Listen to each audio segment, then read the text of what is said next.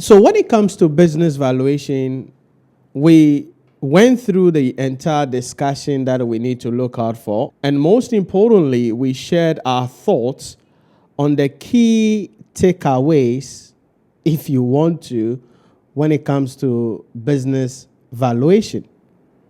And so I want to quickly revisit that principle, or those principles, the key takeaways under business valuation. Then we can contextualize it to the performance evaluation test question that we just did. And as I say always, in the exam hall, all you are doing is applying principles. That's all you are doing in the exam hall. So it's not about the time you spend. It's about your ability to be able to apply the principles based on the context of the question. So what were the key takeaways we highlighted on? Number one, the context of the question must be understood to make the necessary adjustment. This is where some people bury themselves. The context of the question must be understood to make the necessary adjustments. And if you remember, I said that sometimes may be premised on the accounting standards, the IFRSs, as well as some conceptual framework issue about generally how items are supposed to be recognized or treated in the financial statement. So that's the first thing we mentioned. You must understand the context of the question. Rule number 2. The dividend of preference shareholders must be considered in the calculation of earnings per share and dividend per share. Because if you remember, we emphasized that preference shareholders' dividend will not come in the P&L. So if you are calculating your earnings per share, you need profit attributable to equity shareholders. Because you need profit attributable to equity shareholders, you must pick the profit for the year and deduct dividend paid to the preference shareholders. Same thing happens to dividend per share. When we are calculating the dividend per share, it is dividend payable to the equity shareholders we are interested in. Hence, you're going to bring the total dividend and subtract what has been paid to the preference shareholders. That is a key principle that we highlighted.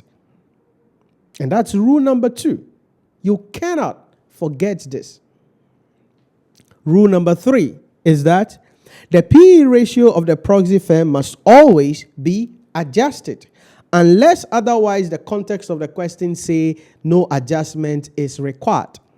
Because we are using a listed company's data to value an unlisted company, you cannot just take the PE ratio or the dividend yield ratio or dividend earnings yield ratio and work with it like that. It has to be adjusted. That's the generic principle, and that is rule 3 and rule 4. And we said, unless otherwise the risks associated with investing in an unlisted company is given, we can use a discounting rate of, between 10 to 30%, meaning you're going to take 70% of whatever the industry is as the basis to value the unlisted company. And that is the principle number 3 and 4. Rule number 5. The context of the question will determine whether you should use the constant dividend formula or the constant growth in dividend when you are doing dividend valuation method or using the dividend valuation method. Because the way the question is structured will determine whether you will use the constant dividend formula or the constant growth in dividend formula. Rule number 6. When using the discounted cash flow, 2 things must be considered. When using the discounted cash flow, 2 things must be considered. 1, the pre-depreciation cash flows. Because depreciation is not a cash item. And when we are doing discounting, depreciation must not be considered. So we mentioned that if we are given the cash flow after depreciation, then we have to add back the depreciation so we can get a cash flow before depreciation. Then the second principle under that is that future cash flows is what we are looking for. Future cash flows. Future cash flows. And you saw that in the question we solved in class, where the entity had prepared a plan for 2018-2019, but we were in the year ended 2020. And so because of that, we had to use the figures from 2021 to do the discounted cash flow method for business valuation. These are all the key principles that we said you have to have at the back of your mind on your flashcard when it comes to business valuation to be able to excel and answer that question. So anybody that gets ZOCPO from the question 1, it means you failed to apply these principles. And why did you fail? Maybe you didn't review your script well, your notes well. Maybe you still have a lot of misunderstanding in respect of business valuation. So having these principles at the back of our minds, let's get excited into the performance evaluation test. So question 1, the requirement of the question is pretty simple. Determine the range of values to be placed on each ordinary share of Killer Alumi Limited using the net asset basis, price earnings basis, and dividend yield. There is a note there that we have to pay attention to. It says, draft profit after tax may be revised for item 1 and 2 in the additional information.